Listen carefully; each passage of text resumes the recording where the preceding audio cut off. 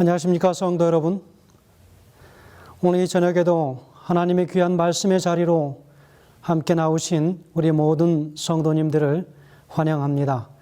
우리 안식일을 맞이하면서 하나님의 말씀과 더불어 이 안식일을 시작하는 이 귀한 예배의 시간, 우리 하나님과 동행하시며 험하고 힘든 세상 속에서 우리 하나님께서 인도하시는 귀한 섭리들을 바라보며 행하시는 우리 모든 성도들 되시길 간절히 소원합니다. 오늘은 특별히 하나님의 말씀 창세기 37장 1절로 4절까지의 말씀을 통해서 광야로 보내신 하나님의 그 뜻이 무엇인지, 광야로 보내신 그 이유는 우리 하나님의 진정한 사랑이었음을 오늘 창세기의 요셉의 삶을 통하여 함께 조명하기를 원합니다. 우리 가지신 성경 창세기 37장 1절로 4절의 말씀을 함께 보시겠습니다. 창세기 37장 1절부터 4절까지 말씀 봉독하겠습니다. 야곱이 가나안 땅 곧 그의 아버지가 거류하던 땅에 거주하였으니 야곱의 족보는 이러하니라. 요셉이 17세의 소년으로서 그의 형들과 함께 양을 칠 때에 그의 아버지의 아내들 빌하와 실바의 아들들과 더불어 함께 있었더니 그가 그들의 잘못을 아버지에게 말하더라. 요셉은 노년에 얻은 아들이므로 이스라엘이 여러 아들들보다 그를 더 사랑하므로 그를 위하여 채색 옷을 지었더니 그의 형들이 아버지와 형들보다 그를 더 사랑함을 보고 그를 미워하여 그에게 편안하게 말할 수 없었더라. 여러분, 우리가 살아가는 이 시대는 영웅이 없는 시대입니다. 그래서 우리는 종종 힘들고 어려운 시대를 만날 때마다 과연 영웅은 존재하는가라고 생각합니다. 과거의 군주정치 시대나 왕정 시대에는 영웅이 필요했고 실제로 영웅이 있었습니다. 그래서 사람들은 난세에 영웅이 난다라고 했습니다. 그렇다면 오늘날에는 영웅이 존재하는가 하는 것입니다. 현대사회는 모든 사람들을 평준화시켜 놓고 교육 자체가 보통 사람들을 만드는 교육이라고 하는 것을 우리가 알고 있습니다. 그래서 영웅이 존재하지 않고 다수의 보통 사람들이 그 영웅의 몫을 하는 것입니다. 그래서 때로는 우리는 힘들고 어려운 그런 시대에 맞닥뜨리면 영웅을 찾습니다. 지금 우리가 살아가는 이 시대에는 바로 그런 시대일 것입니다. 많은 나라들이 있지만 그러나 그 나라의 지도자들을 선택할 때마다 진정한 지도자들이 없을 때에 인물이 부족함을 다시 한번 우리는 탄식하게 되지요. 영웅이 나타나면 세상을 확 바꿔놓을 텐데라고 우리는 정말 그 회환 섞인 그런 이야기들을 하곤 합니다. 그래서 오늘 저는 이 성경에 나타난 영웅, 바로 요셉이라고 하는 인물을 저희가 살펴보려고 합니다. 요셉은 창세기에서 가장 많은 분량을 차지하며 그의 이름이 묘사되었습니다. 창세기 37장부터 50장까지 보면 요셉을 중심으로 하여 펼쳐진 이야기들이 상당히 많습니다.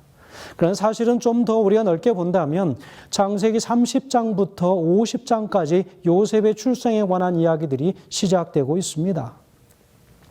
오늘날 우리가 반드시 알아야 할 인물이 있다면 바로 이러한 성경에 등장하는 인물 중에서 바로 이러한 인물이라고 하는 사실을 우리가 기억할 수 있겠습니다. 요셉은 극도로 부당한 취급을 당했지만 다시 그의 인생을 시작할 줄 아는 그 인물이었습니다.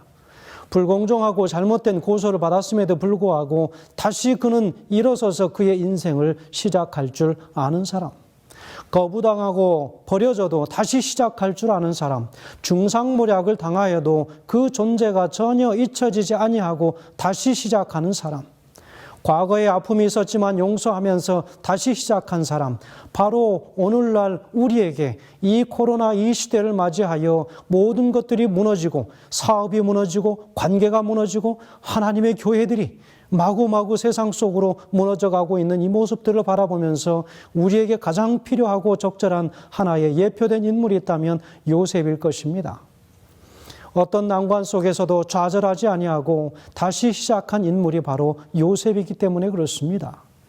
어떤 때는 요셉이 너무 대단한 사람이기 때문에 과연 이러한 사람이 실제로 존재하였었는가라고 하는 의문조차 들기도 하는 그런 인물일 것입니다. 한 가지 중요한 것은 우리 또한 그렇게 될 수 있다라고 하는 것을 오늘 우리가 기억해야 합니다. 오늘 제가 간절히 바라는 것은 우리가 바로 이런 상황 속에서도 다시 일어서서 그의 인생을 혹은 우리의 인생을 시작할 수 있는 그런 존재들이 되어야 될 것이라고 하는 것을 오늘 이 말씀을 통해서 우리 각자가 확인하고자 하는 것입니다.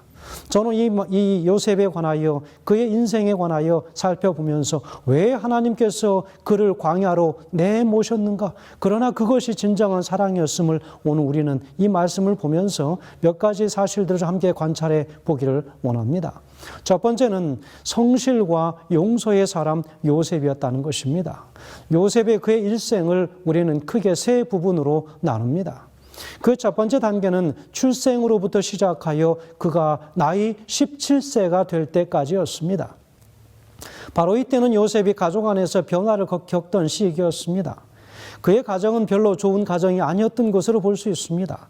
갈등과 시기와 음모가 가득한 가정이었습니다. 바로 이 시기는 요셉 자신도 어린 나이이기 때문에 미성숙함이 여러 방면에서 드러나고 있는 그런 인물입니다. 자, 두 번째는요, 그의 나이 17살부터 30살까지 시기입니다. 그때는 그에게 있어서 고난의 시기라고 볼 수 있습니다. 요셉이 노예로 애굽에 팔려가서 억울하게 감옥 생활을 했던 시기였습니다. 시련의 시기였지요. 고난의 연속이었습니다.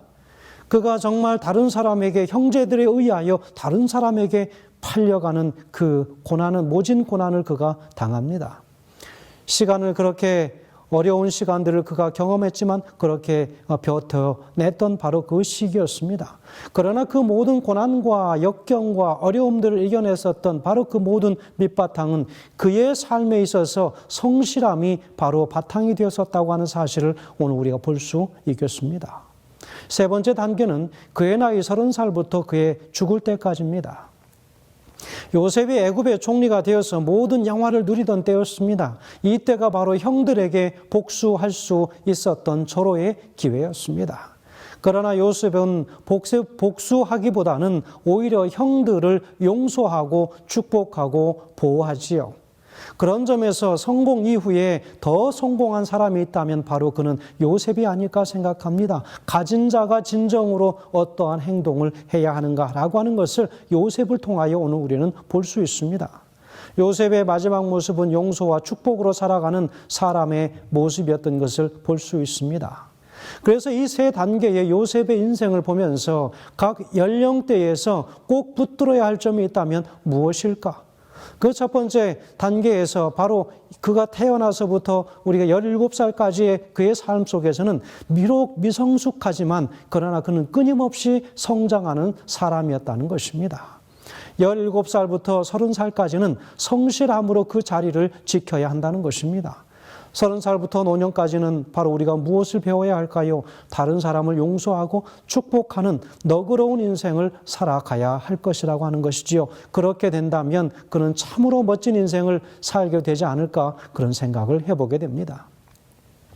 그런 훌륭한 인물을 키워냈던 아버지 야곱의 스타일은 어떠한 스타일이었을까? 상당히 그 스타일은 수동적인 사람이었습니다. 요셉의 아버지를 말하자면 먼저 그 아버지 야곱에 대하여 우리가 알아야 되겠지요. 실제로 요셉의 가정은 굉장히 불행하고 나쁜 환경에 있었습니다. 특별히 아버지인 야곱은 능동적으로 일을 처리하지 못하는 그런 사람이었습니다. 야곱은 대세를 따라서 결정하겠다고 일을 늘 밀어놓는 사람이었습니다. 다른 사람들이 눈치를 보고 대세를 쫓아가는 사람이었습니다. 문제 있는 아버지였죠. 어떻게 그러나 그런 아버지가 그런 아들을 키워냈을까? 그 한 예를 좀 보겠습니다. 야곱의 딸 디나가 하몰의 아들 세겜에게 치욕을 당했을 때 어땠습니까? 그때 야곱의 반응은 어땠습니까? 창세기 34장 2절에는 이렇게 기록하고 있습니다. 히위 족속 중 하몰의 아들 그 땅 주장 세겜이 그를 보고 끌어들여 강간하여 욕되게 하고 라고 했습니다. 얼마나 잔인한 일인가? 자신의 의사와 관계없이 남자가 폭력적으로 인권을 유린하는 것입니다. 디나의 상처가 얼마나 컸겠습니까? 충격적인 일입니다. 이런 강간의 이런 사건들은 오늘날에만 충격적인 것이 아니라 과거 그 시대에도 여전히 한 인간으로서 동일하게 취급을 받아야 되는 그 상황에서 폭력으로 유린당한 인권을 우리가 볼 수 있는 것이죠. 상처입니다. 아버지라면 그 정도쯤 되면 어떻게 이야기해야 되겠습니까? 이런 나쁜 놈 혹은 이런 죽일 놈 절대로 내가 그냥 놔둘 수 없다라고 그런 분개하며 일어나는 아버지의 모습을 우리가 볼 수 있지 않겠습니까? 그 어느 누구보다도 아버지의 모습이 그러해야 될 것인데 아버지는 그러하지 않았다는 것입니다. 이 소식을 듣고 디나의 오빠들은 의분을 참지 못했습니다. 그래서 어떻게 했습니까? 그래서 세겜에게 복수를 하게 되지요. 그 성의 모든 남자를 다 죽였습니다. 그랬더니 야곱이 아들들에게 되려 화를 낸 것입니다. 왜 화를 냈을까요? 그 이유는 참 신기합니다. 딸이 강간당한 일로 화를 낸 것도 아니고 그렇게 잔인하게 복수한 것에 대한 것도 아닙니다. 그 이유는 자기에게 피해가 있을까 두려워서 화를 냈다는 것이지요. 창세기 34장 30절에는 이렇게 기록합니다. 야곱이 시므온과 레위에게 이르되 너희가 내게 화를 끼쳐 나로 이 땅 사람 곧 가나안 족속과 브리스 족속에게 냄새내게 하였도다. 나는 수가 적은즉 그들이 모여 나를 치고 나를 죽이리니 그리하면 나와 내 집이 멸망하리라 이야기하고 있습니다. 야곱이 자신의 아내 때문에 화를 내고 걱정했다는 것이지요. 그러니까 이 문제를 발생시킨 직접적인 원인, 다시 말하면 딸에게 일어났던 충격적인 사건에 대하여는 화를 내지 않다가 그냥 무조건 참았다는 것이지요. 그런 모습은 다 과묵해 보일 수 있지만 실상은 그 이유가 어떠했든 간에 상당히 수동적인 성격의 소유자라고 하는 것을 오늘 우리는 볼 수 있는 것입니다. 그러나 중요한 것을 우리가 한 가지 기억해야 할 것입니다. 부조와 선지자 205페이지에는 이렇게 기록합니다. 그의 가족 중 한 딸이 수치와 슬픔을 당했고 두 형제는 살인죄를 범하였으며 온 도시는 한 경솔한 청년의 무례한 행위에 대한 보복으로 파멸과 살육에 휩쓸렸다. 이 같은 무서운 결과의 발단은 이방인과 교제하기 위하여 그 땅 여자를 보러 나갔던 야곱의 딸의 행동이었다라고 기록하고 있습니다. 이 두 형제를 통하여 그 세겜 땅에 온통 이 보복의 그리고 살육의 이 피의 냄새가 진동하기 시작한 것입니다. 그것을 감지했던 야곱은 불안하였습니다. 야곱은 자신의 그 부족장으로서의 모든 가족을 지켜야 할 의무가 있었던 사람이었죠. 시므온과 레위의 무모한 잔악한 행위는 정당한 이유가 없는 것은 아니었지만 세겜 사람들에 대한 그들의 행동으로 인하여 그들은 아주 큰 범죄를 저지르게 된 것입니다. 또 시므온과 레위는 자신의 의도를 교묘하게 야곱에게 숨겼습니다. 후에 이 복수에 대해서 알게 된 야곱은 그들이 아버지에게 거짓말한 그 기만 그리고 난폭한 그 행동들로 인해서 마음이 많이 상했던 야곱의 모습을 볼 수 있게 됩니다. 그래서 야곱은 그의 임종 직전에 이제는 마지막으로 그 자녀들에게 12아들들을 다 모여놓고 이야기하기를 창세기 49장 5절에서 7절에는 이렇게 기록합니다. 시몬과 레위는 형제요 그들의 칼은 잔해하는 기계로다. 내 호나 그들의 모의에 상관하지 말지어다. 내 영광과 그들의 집회에 참여하지 말지어다. 그 노염이 혹독하니 저주를 받을 것이요 분기가 맹렬하니 저주를 받을 것이라. 부조와 선지자 205페이지에는 이렇게 기록합니다. 야곱은 깊이 겸비해야 되겠다고 느꼈다. 잔인성과 거짓이 그의 아들들의 성격에 나타났다. 장막 안에도 거짓신들이 있었고 우상 숭배는 그의 가족 중에도 어느 정도 발붙일 곳을 얻었다. 여호와께서 그들의 공과를 따라 그들을 다루신다면 그 이웃 민족들에게 보복을 당하도록 버려두지 않겠는가? 야곱이 진정으로 염려했던 것들이 무엇인지를 볼 수 있습니다. 무엇입니까? 그 형제들 자신의 자식들에게 나타나 있었던 잔인성입니다. 그리고 사람을 속이는 것이었습니다. 그리고 우상 숭배였죠. 그런 것들이 이제는 그곳의 세상에 살면서 어느덧 가족들에게 점점점 그 세속의 물결들이 들어오기 시작했던 그 위험을 그가 감지하게 됩니다. 이러한 상황 속에서 야곱은 고통 중에 엎드려서 하나님 앞에 탄원합니다. 그러다 그때에 하나님께서는 바로 그에게 남쪽으로 여행할 것을 말씀하시고 베델로 가라고 지시하십니다.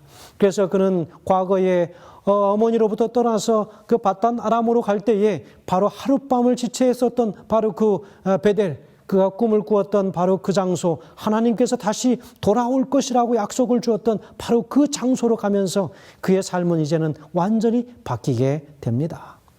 야곱의 또 다른 한 성격을 우리가 보게 됩니다. 그의 장남 루벤이 자신의 첩인 비라와 통간했었던 바로 그 장면을 보며 그가 표현했던 표현입니다. 창세기 35장 22절에는 아버지의 여자와 잠자리에 함께한 그 상황을 설명하고 있습니다.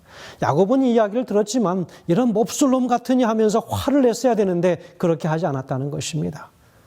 그러면 징계가 뒤따랐겠지요. 그런데 야곱은 그렇게 화를 내거나 징계를 하지도 않고 있다가 그의 가슴에 꽁꽁 묻어두고 있다가 그의 인생이 다 끝나고 죽기 바로 직전에 자식들에게 유언하는 자리에서 그 이야기를 꺼냈다는 것은 참으로 이상한 그의 성격을 볼 수 있습니다. 창세기 49장 3절에는 이렇게 기록합니다. 루벤아, 너는 내 장자요 나의 능력이요 나의 기력의 시작이라. 위광이 초등하고 권능이 탁월하다마는 이라고 이야기하고 있습니다. 그렇게 여기까지 그의 말은 다 축복의 말은 여기까지였습니다. 4절에 보면 49장 4절에 보면 이렇게 기록합니다. 물의 끓음 같은즉 너는 탁월하지 못하리니 내가 아비의 침상에 올라 더럽혔음이로다. 그가 내 침상에 올랐었도다라고 그는 이야기합니다. 저는 이 모습을 보면서 뒤끝 있는 아버지의 모습을 보게 됩니다. 자, 그럼 두 번째로 공격성을 자초한 아버지의 편파적인 사랑을 우리가 들 수 있겠습니다. 야곱은 그의 미루는 성격 말고도 한 가지 더 있다면 바로 그것은 요셉에게 좋지 않은 삶의 환경을 제공했다는 것입니다. 요셉은 야곱이 노년에 얻은 아들이었습니다. 요셉은 아버지의 편애의 대상이었지만 형들에게는, 그 형제들에게는 언제나 공격당하기 일쑤였습니다. 창세기 37장 3절에는 기록합니다. 요셉은 노년에 얻은 아들이므로 이스라엘이 여러 아들보다 그를 깊이 사랑하여 그를 위하여 채색옷을 지었더니라고 기록하고 있습니다. 남자는 나이 들어서 아이를 얻으면 새로운 의욕이 생기는 것 같습니다. 야곱에게 요셉의 출생은 아주 큰 의미가 있었지요. 그렇게도 사랑하는 아내 라헬의 아들이고 그리고 요셉의 동생 베냐민을 낳고 그 사랑하는 아내는 죽었습니다. 야곱이 라반 집에 살면서 그냥 거기 눌러 살아도 되지만 외삼촌 집을 떠나기로 의욕적으로 결심한 계기가 바로 요셉의 탄생에 있었던 것이지요. 창세기 30장 25절 26절에는 이렇게 기록합니다. 라헬이 요셉을 낳을 때에 야곱이 라반에게 이르되 나를 보내어 내 고향 내 본토로 가게 하시되 내가 외삼촌에게서 일하고 얻은 처자를 내게 주어 나로 가게 하소서라고 이야기하고 있습니다. 요셉이 태어나는 순간 야곱의 마음에 아버지의 땅에서 새로운 인생을 출발하겠다는 의지가 일어난 것입니다. 야곱은 자신의 자식들 중에 요셉을 제일 사랑했습니다. 레아가 아들 6명, 딸 1명, 바로 그 딸이 디나였지요. 라헬이 한 명의 아들 요셉을 낳았습니다. 그리고 두 첩을 통하여 4명의 아들을 낳지요.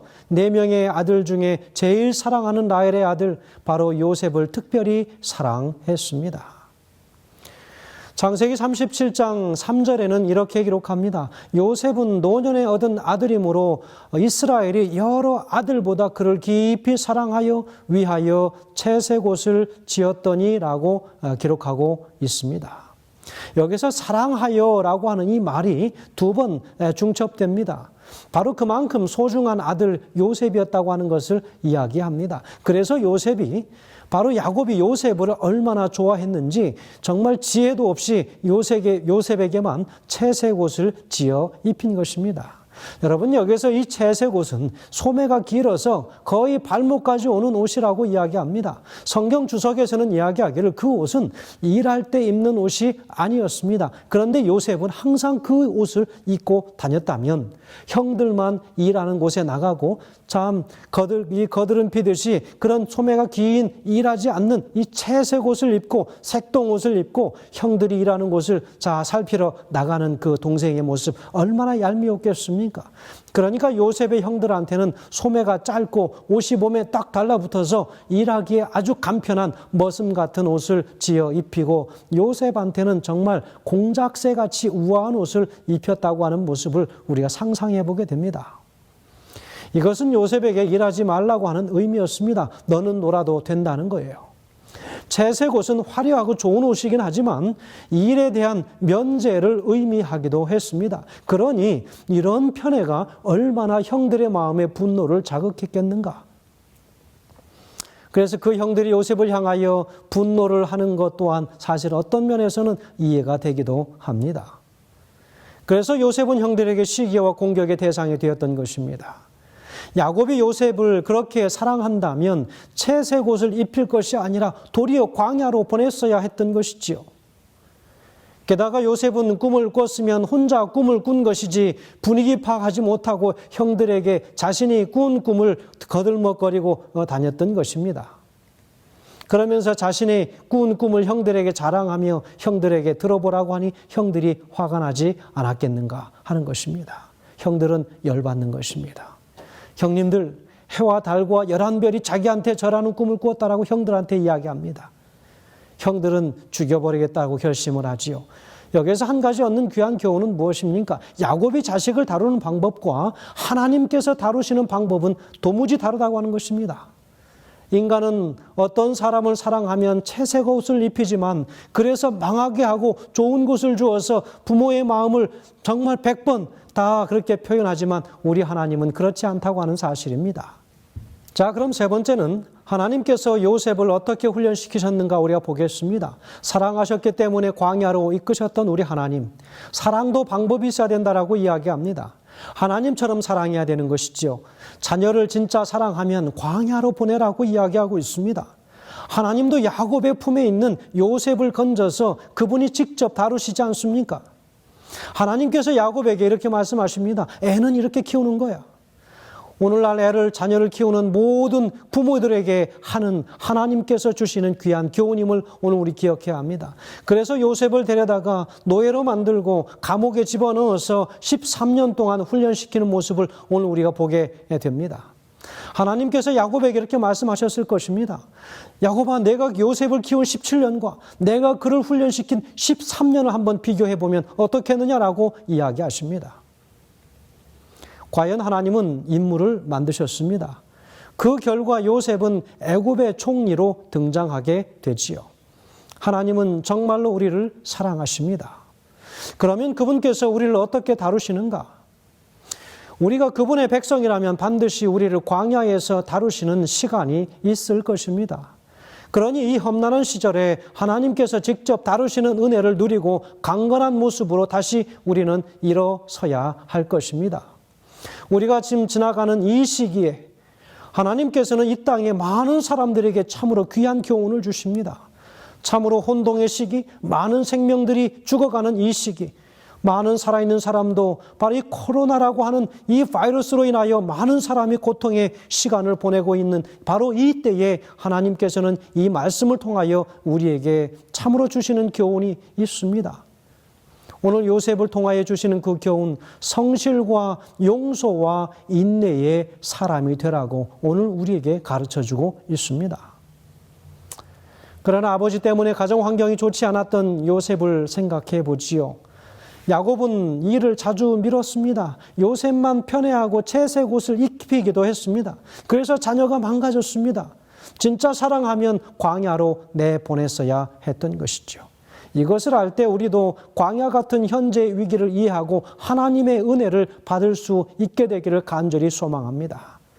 각자의 광야의 삶 속에서 아름다운 보석과 같이 변화받는 우리의 삶, 진실한 믿음의 그리스도인들로 성장되시기를 간절히 바라는 것입니다. 하나님께서 우리에게 왜 이러한 이 시기를 허락하시는가?